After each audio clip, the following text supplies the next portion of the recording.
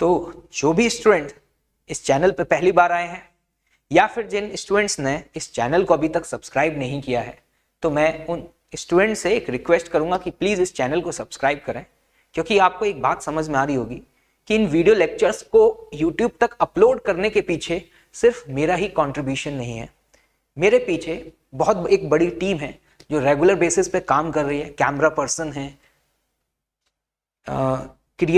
जो थंबनेल्स वगैरह क्रिएट कर रहे हैं, वीडियोस को जो अपलोड कर रहे हैं, काफ़ी बड़ी टीम है जो कि रेगुलर बेसिस पर इस चैनल पर कंटेंट आपके लिए अपलोड कर रही है। तो जब आप इस चैनल को सब्सक्राइब करेंगे तो डेफिनेटली उन इस टीम मेंबर्स का जो मोटिवेशन है काम करने का वो बढ़ेगा। दैट विल एनकरेज देम कि डेफिनेटली वो काफ़ी अच्छा काम कर रहे हैं। Hello students, welcome to all on this channel. Conceptual video series में आप सभी का स्वागत है भाई। आज इस टॉपिक को स्टार्ट करने से पहले एक नॉर्मल सा डिस्कशन है आप लोगों के साथ। जैसा कि आप लोग देख रहे होंगे कि हम लोग इस चैनल पर, हमारी जो टीम है वो रेगुलर बेसिस पर आप लोगों के लिए एक अमेजिंग कंटेंट अपलोड कर रहा है। पता है, जब भी मुझे इस चैनल के लिए वीडियो प्लान करना होता है ना, तो मेरे बैक ऑफ द माइंड यही चल रहा होता है कि यार कुछ ऐसा बताना है जो कि यूनिक हो और डिफरेंट अप्रोच हो। मतलब जो हो सकता है कि मोस्ट ऑफ द स्टूडेंट्स ने इससे पहले कभी ना सुना हो, या फिर कोई एक ऐसा ही अप्रोच डेवलप करना है जिससे क्वेश्चंस को सॉल्व करने में स्टूडेंट्स को वाकई में हेल्प मिले। और पता है, इसी सीरीज में मैं ये टॉपिक लेकर के आया और इसके पीछे की कहानी थोड़ा सा मैं आपके साथ डिस्कस करना चाहूंगा। अभी लास्ट मैंने 3 to 4 इयर्स के जेईई एडवांस के पेपर्स को देखा, और वो कब हुआ, जब मैं ऑफलाइन क्लासेस ले रहा था। तो उस दौरान रोटेशनल मैकेनिक्स की मैं जेईई एडवांस डिस्कस कर रहा था, तो मैंने इस प्रोफाइल के क्वेश्चंस को देखा। और अभी लास्ट वीक में जो एनएसईपी का पेपर आया ना, उसमें मैंने इस क्वेश्चन को देखा। तो मुझे एक बात समझ में आई कि यार इन क्वेश्चंस को सॉल्व करने में ना स्टूडेंट्स जनरल अप्रोचेस को फॉलो करते हैं, फ्री बॉडी डायग्राम्स बनाते हैं, नेट फोर्सेस जीरो करते हैं, नेट टॉर्क जीरो करते हैं, 3-4 इक्वेशंस लिखते हैं और फिर उसके बाद अपने आंसर्स तक पहुंचते हैं। और इसमें कई सारे स्टूडेंट्स तो ऐसे होते हैं कि इक्वेशंस इतनी ज्यादा लेंथी हो जाती हैं कि उन इक्वेशंस को देखने के बाद आगे सॉल्व करने का मन ही नहीं करता। तो मैंने कहा कि क्यों ना इन प्रॉब्लम्स को सॉल्व करने का एक अलग अप्रोच डेवलप किया जाए। तो उसी सीरीज में आज मैं इक्विलिब्रियम ऑफ रिजिड बॉडी में स्पेसिफिक इस प्रोफाइल के क्वेश्चंस को कवर करने जा रहा हूं। मैं आपको पहले ही बता दूं कि मैं आज इस टॉपिक को पढ़ाने वाला नहीं हूं यार। अगर आप इस ऑब्जेक्टिव से इस वीडियो पर क्लिक करें ना कि भैया आज तो आरवाई सर इस टॉपिक को पढ़ाएंगे, पढ़ाने वाला तो बिल्कुल भी नहीं हूं। क्योंकि मैं ये जानता हूं कि अगर आपने इस वीडियो पर क्लिक किया है तो डेफिनेटली इस टॉपिक के बारे में आप पढ़ चुके हैं। आपको पता है कि इक्विलिब्रियम ऑफ रिजिड बॉडी के प्रॉब्लम्स को कैसे सॉल्व किया जाता है। यहां मैं कुछ न्यू मेथड्स, या आप ये कह सकते हैं कुछ ऐसी बातें बताऊंगा जो कि जनरली हमें नहीं पता होती है। तो चलिए स्टार्ट किया जाए फिर। जैसे कि ये क्वेश्चन बहुत ही फेमस क्वेश्चन, हर वो स्टूडेंट जिसने ये टॉपिक पढ़ा है ये क्वेश्चन तो सॉल्व किया ही होगा। तो देखिए, सबसे पहले मैं इस क्वेश्चन को सॉल्व करने का आपको बेसिक अप्रोच बताऊंगा। देखिए, पहले क्वेश्चन क्या है वो आपको एक्सप्लेन कर देता हूं। देयर इज अ रॉड जिसका मास m है, लेंथ l है, और ये इस तरीके से वर्टिकल वॉल और हॉरिजॉन्टल सरफेस के बीच में ऐसे रखा हुआ है, और कितने एंगल पे इंक्लाइंड है, थीटा पर। क्लियर है बात। ग्राउंड सरफेस जो है ना वो रफ है, मतलब देयर इज अ फ्रिक्शन, लेकिन ये जो वर्टिकल वॉल है ना ये स्मूथ है, मतलब यहां कोई फ्रिक्शन नहीं है। क्वेश्चन पढ़ लीजिए फटाफट, क्या पूछा गया, find the normal force exerted by wall and the floor. मतलब यहां से और यहां से लगने वाला हमें नॉर्मल फोर्स बताना है। And the second one is friction force by the surface. कैसे अप्रोच करते हैं, just draw the free body diagram, yes और नो। तो देखिए, आपको ये समझ में आ रहा होगा कि एक तो यहां से नॉर्मल लगेगा, एक मिनट, हाँ, एक यहां से नॉर्मल लगेगा, सपोज इससे अपन ने बोला n1, एक यहां से नॉर्मल लगेगा, इससे बोला अपन ने n2, यहां से लगेगा फ्रिक्शन, और भाई mg लगा देते हैं रॉड के सेंटर पर। क्या इस तरीके से फोर्सेस लग रहे होंगे। इसका डायग्राम अलग से बना लेते हैं जिससे कि आपको थोड़ा सा अच्छे से बेहतर तरीके से एक्सप्लेन कर पाऊं। ये रहा भाई रॉड, रॉड पर ये लग रहा है n2, ये लग रहा है n1 सरफेस से, यहां से लग रहा है फ्रिक्शन, और यहां क्या लग रहा है mg, ये एंगल थीटा। पहले तो वही स्टैंडर्ड अप्रोच बताऊंगा जो कि आप लोगों ने फॉलो किया होगा। अगर आपको पता है तो थोड़ा सा आप वीडियो को स्किप भी कर सकते हैं। देखिएगा क्या है, मैं आपको यहां पे कहूंगा कि अगर ये बॉडी इक्विलिब्रियम में है तो इस पर नेट फोर्स एक्स एक्सिस के अलोंग 0 होना चाहिए। यस और नो, सोच के बताइए। अगर नेट फोर्स एक्स एक्सिस के अलोंग 0 है तो आप ऑब्जर्व कर पा रहे होंगे एक्स एक्सिस के अलोंग N2 और इधर लग रहा है फ्रिक्शन, तो मैं डायरेक्टली बोल सकता हूं कि गारंटी इस बात की कि जो N2 की वैल्यू है वो फ्रिक्शन के बराबर होगी। This is your equation number 1। Similarly उसी तरीके से क्या मैं नेट फोर्स y एक्सिस के अलोंग 0 कर सकता हूं? अगर मैं y एक्सिस के अलोंग बात करता हूं, देखिएगा ध्यान से, तो मैं कहूंगा कि नेट फोर्स y एक्सिस के अलोंग 0 होना चाहिए, लेकिन y एक्सिस के अलोंग N1 ऊपर लग रहा है, mg नीचे लग रहा है। अपन यहां पर कहेंगे कि N1 की जो वैल्यू है वो किसके बराबर होगी? mg के बराबर। यहां से सीधे नॉर्मल फोर्स की वैल्यू हमारे पास आ चुकी है N1। लेकिन आप ऑब्जर्व कर पा रहे होंगे आपके पास 2 इक्वेशंस हैं लेकिन 3 अननोन है। कौन कौन? ना तो आपको N1 पता है, पता चल गया, चलो भाई पता चल गया N1 की वैल्यू क्या है? mg। लेकिन ना तो आपको N2 पता है ना फ्रिक्शन पता है। तीसरी इक्वेशन कहां से आएगी? सोच करके बताइए। तीसरी इक्वेशन आएगी टॉर्क एनालिसिस से। बॉडी इक्विलिब्रियम में है, नेट फोर्स भी 0 होगा और नेट टॉर्क भी 0 होगा। अच्छा एक बात बताइएगा, टॉर्क किस पॉइंट के अबाउट 0 होगा? सोचकर बोलिए, टॉर्क किस पॉइंट के अबाउट 0 होगा? अगर आपके जहन में ये चल रहा है ना कि टॉर्क सेंटर ऑफ मास के अबाउट 0 होगा, तो मैं आपको बता दूं कि टॉर्क हर पॉइंट के अबाउट 0 होगा। इस पर मैं एक वीडियो ऑलरेडी बना चुका हूं कि अगर किसी बॉडी पर नेट फोर्स 0 होता है ना, तो स्पेस में हर पॉइंट के अबाउट टॉर्क की वैल्यू सेम आती है। और अगर ये बॉडी इक्विलिब्रियम में है तो डेफिनेटली आप स्पेस में किसी भी पॉइंट के अबाउट टॉर्क निकाल लीजिएगा, हर पॉइंट के अबाउट टॉर्क की वैल्यू क्या आएगी? 0 आएगी। जिन लोगों को ये मेरा स्टेटमेंट नया लग रहा है ना, मैं आपसे ये रिक्वेस्ट करूंगा कि इस वीडियो के बाद एक वीडियो जरूर देखिएगा कि स्पेस में टॉर्क हर पॉइंट के अबाउट सेम होता है। वो मैं ऑलरेडी वीडियो बना चुका हूं। चलिए आगे बढ़ते हैं। टॉर्क एनालिसिस करनी है तो मुझे लगता है कि मेरा सबसे फेवरेबल पॉइंट ये होगा, क्योंकि इस पॉइंट के अबाउट टॉर्क एनालिसिस करने से N1 ऑफ फ्रिक्शन का टॉर्क 0, क्योंकि N1 ऑफ फ्रिक्शन का लाइन ऑफ एक्शन क्या इसी पॉइंट से पास हो रहा है। यस और नो? अब बात करते हैं mg और N2। जरा एक बात बताइएगा कि जो mg का टॉर्क है, mg का टॉर्क इस सेंस में आ रहा है एंटी क्लॉकवाइज, और N2 का जो टॉर्क है वो आ रहा है क्लॉकवाइज सेंस में। इस पॉइंट के अबाउट mg का टॉर्क और N2 का टॉर्क एक दूसरे को क्या कर रहा होगा? कैंसिल आउट कर रहा होगा। यहां पर ये mg कहां लगेगा? सेंटर ऑफ मास पर। तो आपको समझ में आ रहा होगा ये लेंथ क्या हो गई? L/2 cos theta. यस और नो? और बेटा ये लेंथ बता दो कितनी हो गई? ये लेंथ हो गई आपकी L sin थीटा। चेक करिए, मैं टॉर्क लिखने जा रहा हूं इस पॉइंट के अबाउट, तो मैं कहूंगा कि N2 का जो टॉर्क है, N2 परपेंडिकुलर डिस्टेंस मतलब मोमेंट आर्म कितना है? L sin theta. इक्वेशन क्या लिखूंगा बेटा? N2 into L sin theta is equal to mg into L/2 cos theta. यहां से आप ऑब्जर्व कर पा रहे होंगे L से L कैंसिल आउट हो जाएगा। N2 की वैल्यू हमारे पास आ जाती है mg/2 cos theta upon sin theta, जिसे हम बेटा क्या लिख सकते हैं? cot theta. ये आ गई हमारे पास N2 की वैल्यू। और अगर N2 की वैल्यू पता चल गई तो हमें फ्रिक्शन भी पता चल गया, क्योंकि हमें पता है न्यूमेरिकली फ्रिक्शन की वैल्यू किसके बराबर है? N2 के बराबर है। ये है मेथड नंबर 1, आम जिंदगी। अब बात करेंगे मेंटोस जिंदगी। क्या आप सेकंड मेथड देखना चाहते हैं? यस और नो? सोच के बताइए। पक्का? देखिए सेकंड मेथड। सेकंड मेथड में कैसे अप्रोच कर सकते हैं वो बताऊंगा मैं आपको। सॉरी, इस इधर तो स्पेस नहीं है, थोड़ा सा स्लाइड कर लेते हैं ऊपर। हाँ, मैंने क्या किया? मैंने कहा कि देखो यार, रॉड का FBD बनाया तो इधर लग रहा है N2, इधर लग रहा है mg। अगर मैं आप लोगों से ये पूछूं कि इस बॉडी पे कितने फोर्सेस लग रहे हैं, then what will be your answer? मतलब इस गिवन रॉड पे टोटल नंबर ऑफ फोर्सेस कितने हैं? 2, 3, 4। हाउ मेनी ऑफ यू कि 4 फोर्सेस लग रहे हैं? बेटा 3 ही फोर्सेस लग रहे हैं। कहोगे कि सर अभी आपने FBD ऊपर बनाया था तो वहां तो 4 लगाए थे। जरा ध्यान से देखना, यहां से जो N1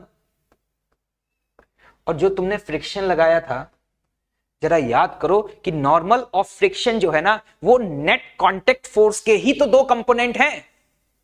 आपको बताया गया है normal of friction contact force के कंपोनेंट होते हैं। कांटेक्ट फोर्स का वो कंपोनेंट जो सरफेस के परपेंडिकुलर है उसको नॉर्मल बोलते हैं, और कांटेक्ट फोर्स का वो कंपोनेंट जो सरफेस के अलोंग है उसे फ्रिक्शन बोलते हैं। तो मैं यहां पर ये नहीं कहूंगा कि सरफेस दो फोर्स लगा रही है भाई, समझे क्या बोला?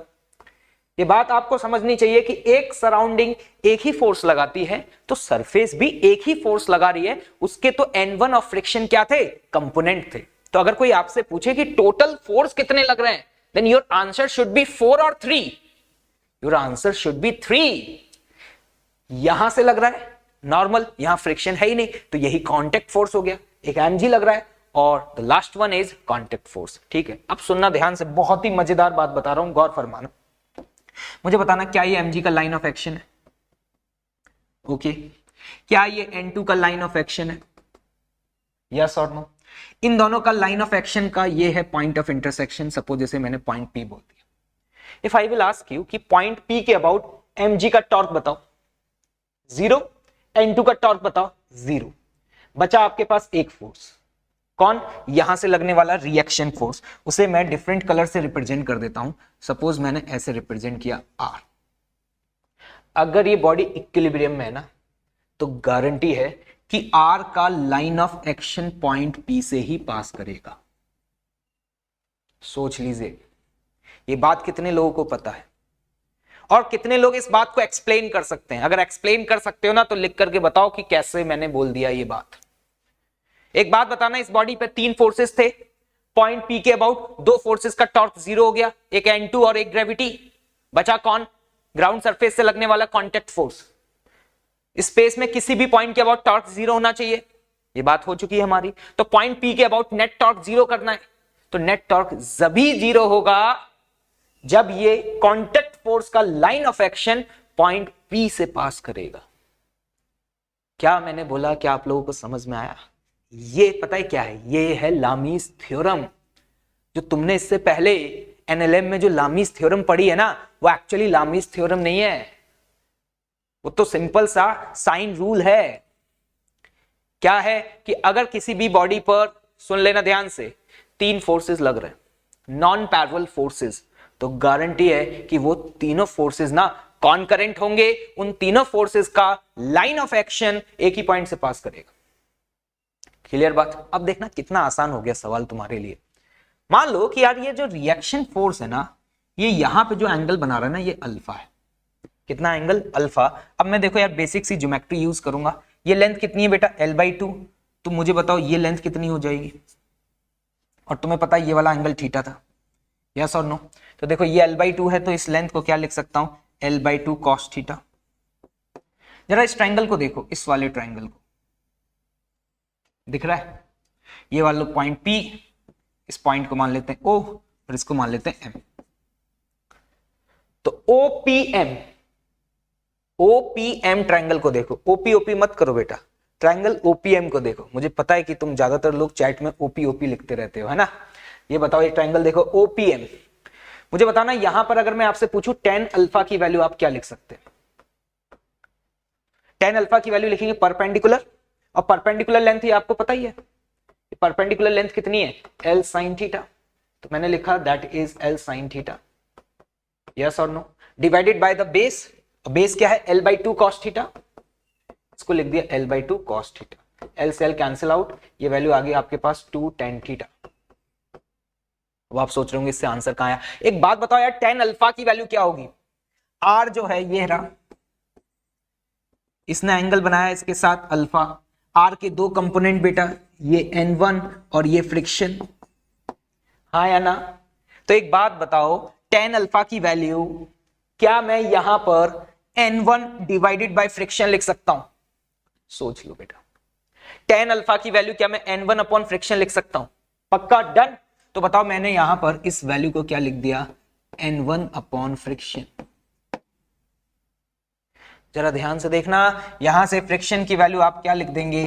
N1 divided by 2 tan theta. N1 की वैल्यू क्या है? चेक करो, N1 ऊपर वाला फोर्स बराबर नीचे वाला फोर्स, सीधे सीधे लिख सकते हैं mg अपॉन 2 tan थीटा, और इसी को सिंप्लीफाई करके mg अपॉन 2 cot थीटा। कुछ भाई लोग सोच रहे होंगे कि आंसर मैच नहीं किया क्या? अभी तक कर चुका है। जरा देखिए, यहां आपने N2 की वैल्यू लिखी थी, लेकिन आपको पता है बेटा N2 की जो वैल्यू थी क्या वो फ्रिक्शन के बराबर थी? और अगर n2 की वैल्यू फ्रिक्शन के बराबर थी तो मैंने बता दिया ना फ्रिक्शन की वैल्यू क्या है, mg/2 cot थीटा। पहली बार एक्सप्लेन कर रहा हूं तो मुझे थोड़ा सा टाइम लगा, अगली बार ये ज्योमेट्री लगाने में मुझे टाइम नहीं लगेगा। ये समझ लो एक तरीके का ज्योमेट्रिकल कॉन्सेप्ट अपन ने यूज कर लिया। अपन ने बोला कि इसका line of action must be point P से पास होना चाहिए, और उसके बाद एक ट्राइंगल की प्रॉपर्टी लगा दी भैया, राइट एंगल ट्राइंगल था, tan अल्फा बराबर perpendicular upon base. I hope कि आप लोगों को ये मेथड समझ आया होगा। तो एक स्टेटमेंट मैं दोबारा से रिपीट कर रहा हूं, और मैं चाहूंगा कि प्लीज आप उस स्टेटमेंट को नोट डाउन कर लीजिएगा कि अगर किसी गिवन बॉडी पर 3 फोर्सेस लग रहे हैं और वो फोर्सेस नॉन पैरेलल है, शर्त ये भी है कि वो फोर्सेस पैरेलल नहीं होने चाहिए, क्योंकि अगर पैरेलल हो गए तो there is no meaning of point of intersection. तो नॉन पैरेलल फोर्सेस वो भी 3, तो तीनों फोर्सेस कॉनकरेंट होंगे and they must be pass through the same point. सहमत हो? डन। चलिए अब देखना कितना जल्दी हम क्वेश्चंस को सॉल्व कर रहे होंगे। देखो ये क्वेश्चन है, मैंने शुरुआत में वीडियो के बताया था ना, एनएससीपी का एक क्वेश्चन जो कि आप इस कॉन्सेप्ट से बहुत जल्दी सॉल्व कर सकते हैं। मैं चाहूंगा कि प्लीज आप लोग इस क्वेश्चन को एक बार रीड जरूर कर लीजिए कि ये क्वेश्चन क्या है। एक्चुअली वहां पर ऑब्जेक्टिव पेपर था तो वहां पर 4 ऑप्शंस भी दिए हुए थे, मैंने वो 4 ऑप्शंस नहीं दिए, ठीक है, मतलब it is like a subjective question for you. चलिए मैं आपको एक्सप्लेन करता हूं। देखो ये सिलेंडर है, ये दिखाई दे रहा है ना सिलेंडर, ये अपनी जगह फिक्स है और इसकी सारी सरफेसेस स्मूथ हैं, और इस सिलेंडर का जो डायमीटर है ना बेटा वो d है। क्वेश्चन पढ़ सकते हैं, the cylindrical tumbler of diameter d has a smooth sides and a smooth edges. Clear है? A smooth rod of length l, ये जो आपको येलो कलर की दिखाई दे रही है ना, ये एक रॉड है, और इस रॉड की ये जो लेंथ है ना, ये लेंथ क्या है l, is balanced on the edge of the tumbler as shown in the figure. The angle alpha that the rod makes with horizontal for this trick to work. Simple सा question ये है कि भैया अगर ये rod equilibrium में है ना तो ये बताइए कि अल्फा की वैल्यू क्या होगी। क्या आप लोग अटेम्प्ट करना चाहेंगे? या चलिए साथ साथ अटेम्प्ट करते हैं, और अभी जो प्रॉपर्टी बताई थी ना उसका देखना कितना शानदार तरीके से यूज करने वाले हैं। इस रॉड का अगर एफबीडी बनाऊं तो मैं कहूंगा यहां से एक नॉर्मल लगेगा, सपोज इसको बोला n1, ठीक, यहां से एक नॉर्मल लगेगा, सपोज इसको बोला मैंने n2। ये बात आपको समझ में आ रही है कि नॉर्मल इस तरीके से क्यों लगाया? अरे भैया नॉर्मल सरफेस के परपेंडिकुलर होगा, तो यहां पे रॉड की सरफेस डिफाइन है तो इसके नॉर्मल ये लगा दिया, यहां पर एक वॉल के नॉर्मल इस तरीके से लगा दिया। एक बात बताना, ये दोनों यहां इंटरसेक्ट करेंगे, मान लीजिए इसको बोला पॉइंट P, इस रॉड पर 3 ही फोर्स है, 1, 2 और एक और बचा, कौन भाई? Gravity, mg। तो पता है, गारंटी है कि mg जो फोर्स है ना उसका लाइन ऑफ एक्शन इसी पॉइंट से पास करेगा। अभी बताई थी प्रॉपर्टी, मुझे उम्मीद है समझ आ गया होगा। मतलब हम ये कह सकते हैं कि ये तीनों फोर्सेस कॉन्करेंट होंगे। अब बस आपको ये समझ लीजिए फिजिक्स खत्म होगी, इसके बाद तो मैथ्स है।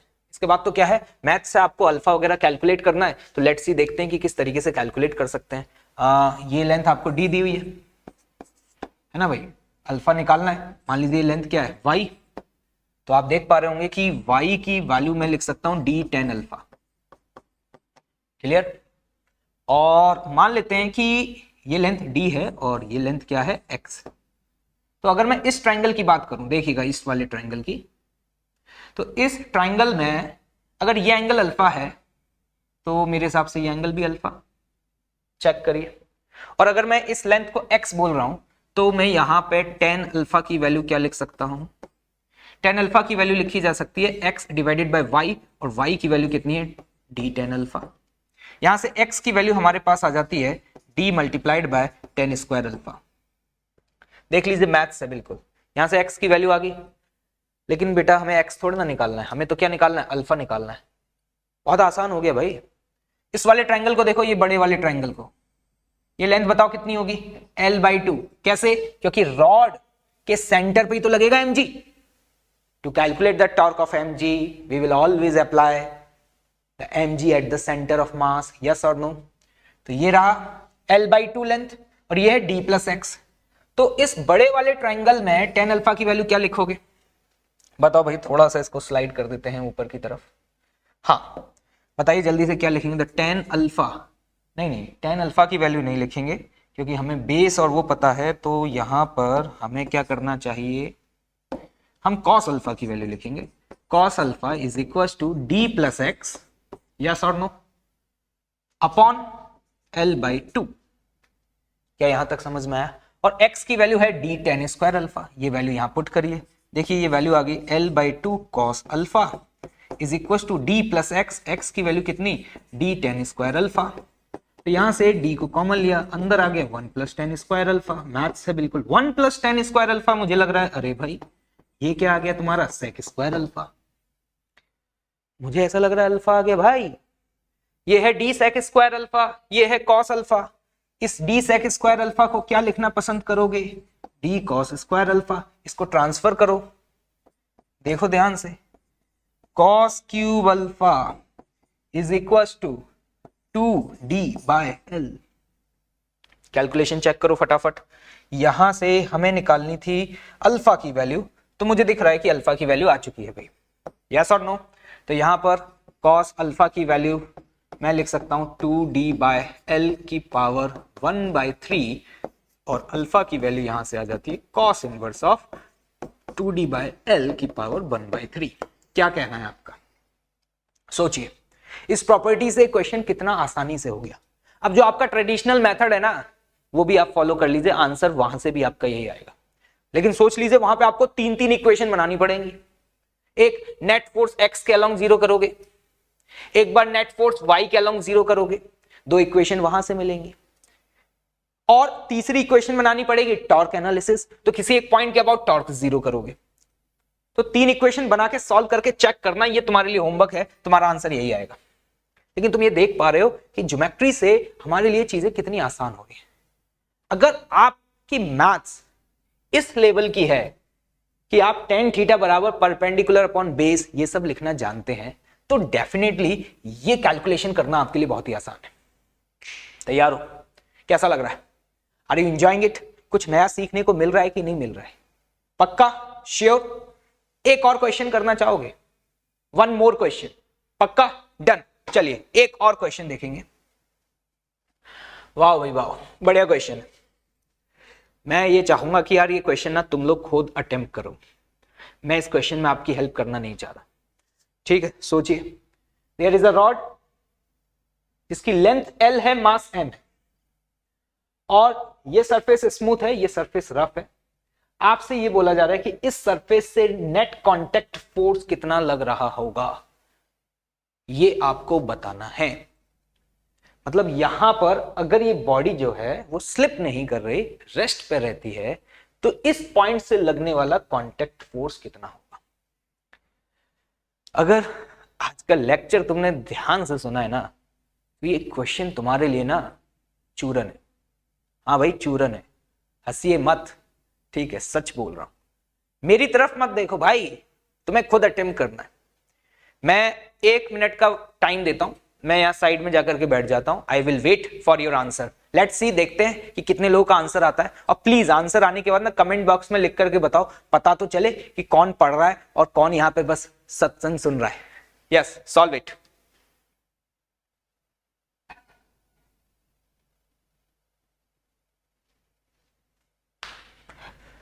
हाँ भाई, क्या कुछ लोग तो सोच रहे हैं अभी तक तो हमने बॉडी का FBD भी नहीं बनाया।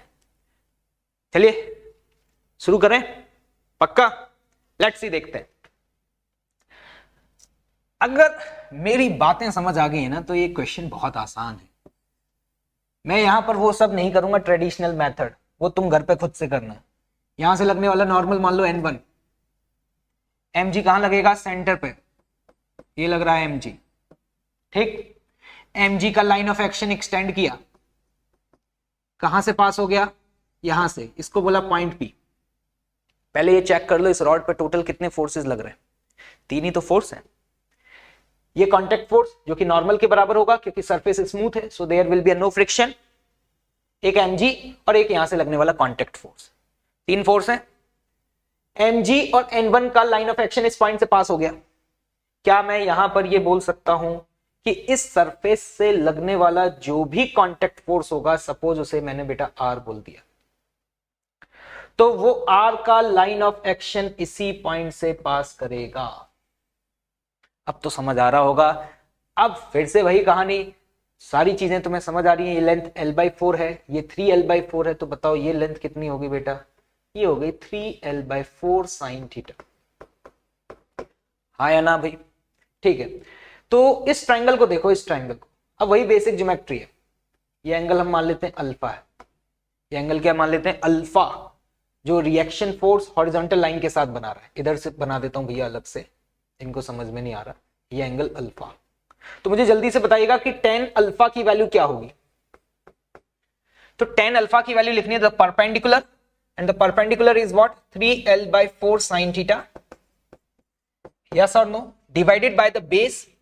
ये लेंथ क्या होगी? देखो बेटा ये l/4 है, mg सेंटर ऑफ मास पे लग रहा है, तो ये लेंथ भी कितनी है? l/4। चेक करो, अगर ये लेंथ l/4 है तो इसका ये कंपोनेंट कितना हुआ? l/4 cos theta. देख लो भाई आराम से, कोई समस्या नहीं है। l/4 से l/4 कैंसिल आउट, यस और नो? तो देखो यहां पर tan अल्फा की वैल्यू तुम्हारे सामने आ जाती है 3 tan थीटा। अल्फा साफ साफ दिखाई दे रहा है कि थीटा से क्या है?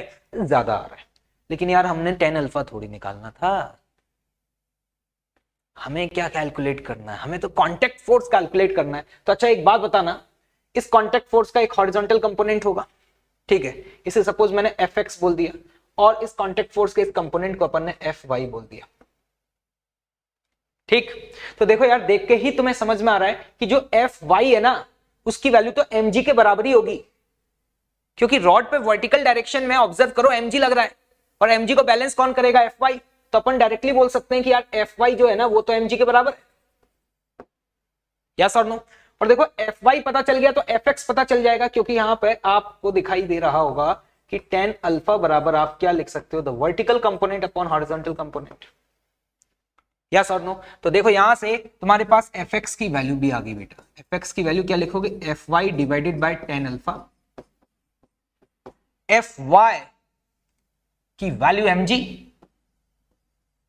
डिवाइडेड बाय tan अल्फा, और tan अल्फा की वैल्यू कितनी है?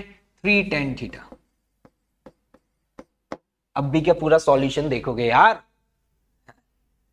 कुछ तो एफर्ट करो अपनी तरफ से। ये फिजिक्स है भाई, फिजिक्स एक ऐसा सब्जेक्ट है, it's a two way conversation. अगर आप बराबर कंट्रीब्यूट कर रहे हैं ना, आप भी बराबर उसी स्पीड से पेन चला रहे हैं या उसी स्पीड से सोच रहे हैं जिससे मैं सोच रहा हूं ना, तो डेफिनेटली फिजिक्स से ना आपको मोहब्बत हो जाएगी।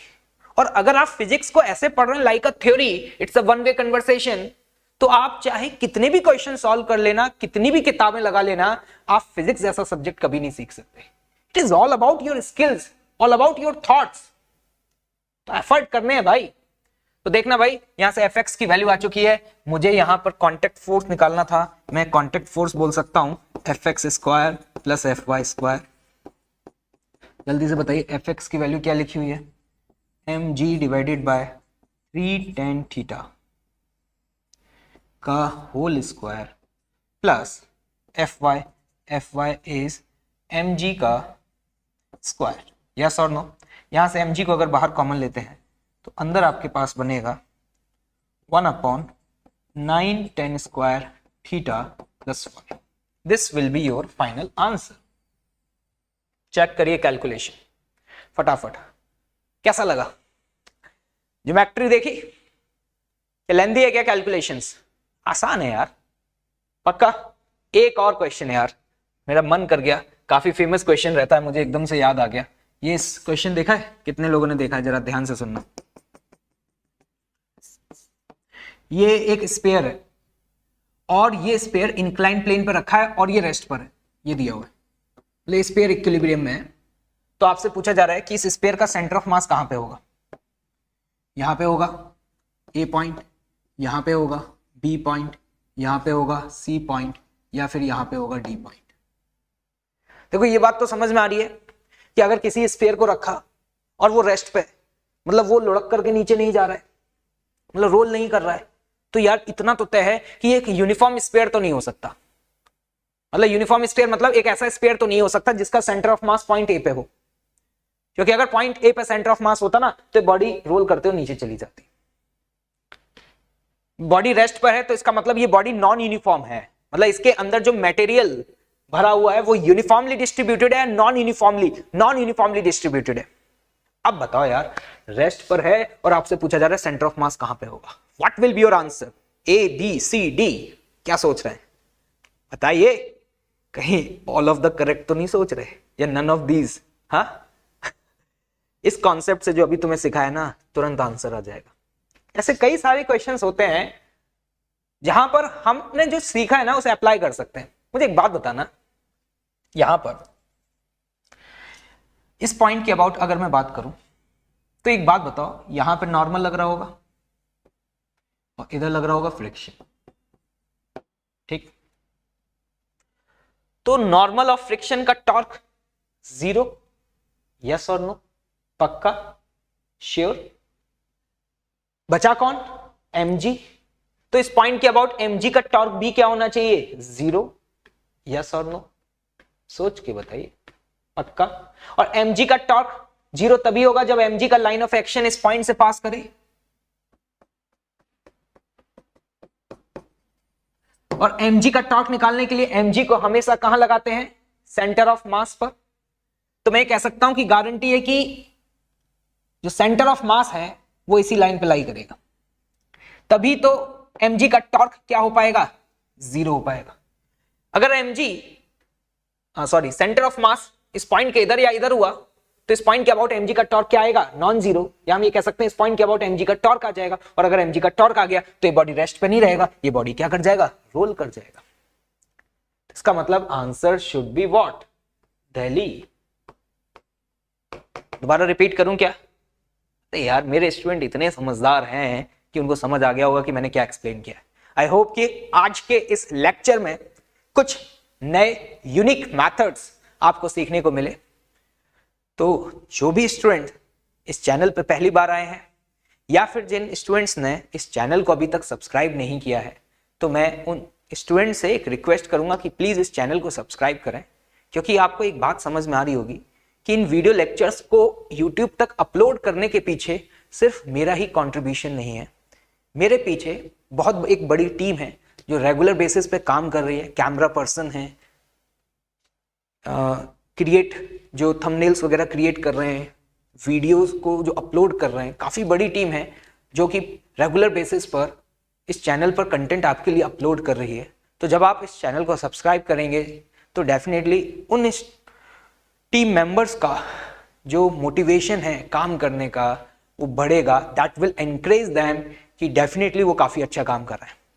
तो इसी तरीके के और भी नए यूनिक डिफरेंट अप्रोचेस आपके लिए रेगुलर बेसिस पर इस चैनल पर लाता रहूंगा। और अगर आपको किसी पर्टिकुलर टॉपिक में डाउट हो तो मैं आपको कमेंट बॉक्स में चाहूंगा कि उसको जरूर लिख करके बताएं, जिससे मुझे पता चले कि स्टूडेंट्स को किन पर्टिकुलर टॉपिक्स में प्रॉब्लम आ रही है। Okay, thank you so much.